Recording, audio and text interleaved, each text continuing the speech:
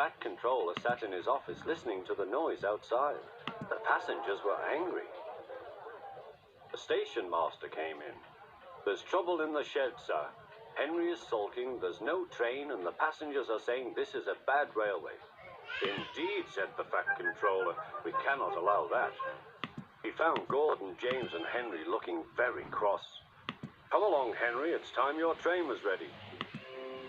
"Henry's not going," said Gordon. "We won't shunt like common tank engines. That was Thomas's job. We are important tender engines.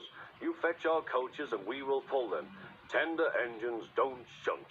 "Oh, indeed," said the Fat Controller. "We'll see about that. Engines on my railway do as they are told." And he hurried away to find Edward. The yard has never been the same since Thomas left to run his branch line, he thought sadly. Edward was shunting. "Leave those trucks, please, Edward," said the Fat Controller. "I want you to push coaches for me in the yard." "Thank you, sir, that will be a nice change." "That's a good engine. Off you go, then."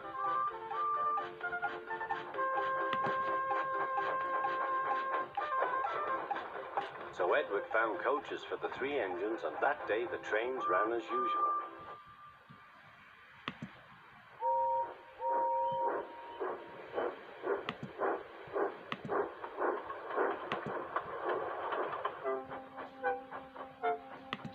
But next morning Edward looked unhappy. Gordon came clanking past, hissing rudely. "Bless me," said the Fat Controller, "what a noise." "They all hiss me, sir," answered Edward. "They say tender engines don't shunt, and last night they said I have black wheels. I haven't, have I, sir?" "No, Edward, you have nice blue ones, and I'm proud of you. Tender engines do shunt, but all the same, we do need another tank engine here." He went to a workshop, and they showed him all sorts of engines.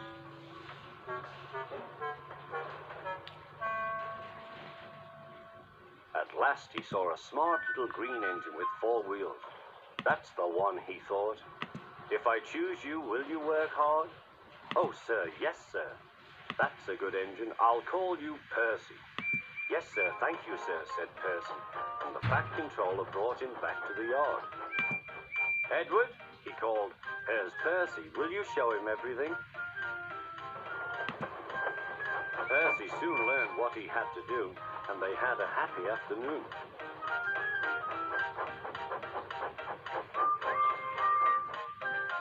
Then Henry came by, hissing as usual. "Chee!" went Percy. Henry jumped and ran back to the shed.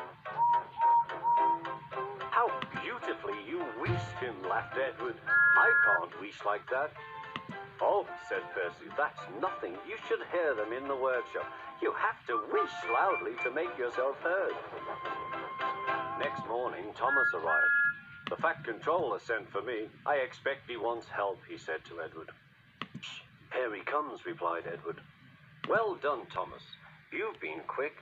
Listen, Henry, Gordon, and James are sulking. They say they won't shunt like common tank engines. So I have shut them up, and I want you both to run the line for a while." "Common tank engines, indeed," snorted Thomas. "We'll show them." "And Percy will help too." "Oh, sir, yes, sir, please, sir," answered Percy.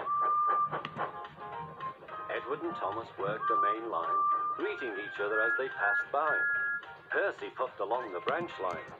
Thomas was anxious about Annie and Clarabelle, but both driver and guard promised to take care of them. There were fewer trains, but the passengers didn't mind. They knew the 3 other engines were having a lesson. Gordon, James, and Henry were cold, lonely, and miserable. They wished now they hadn't been so silly.